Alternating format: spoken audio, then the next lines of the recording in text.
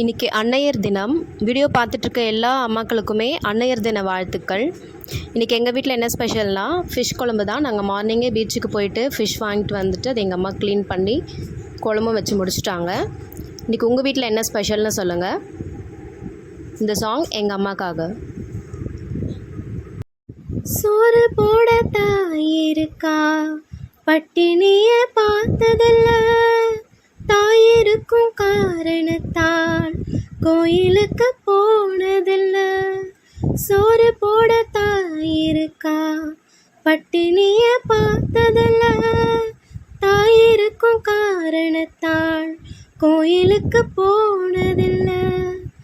தாயடிச்சு வலிச்சதில்ல, இருந்தோ நான் அழுவ, நான் அழுதா தாங்கிடுமா, உடனே தாய் அழுவா.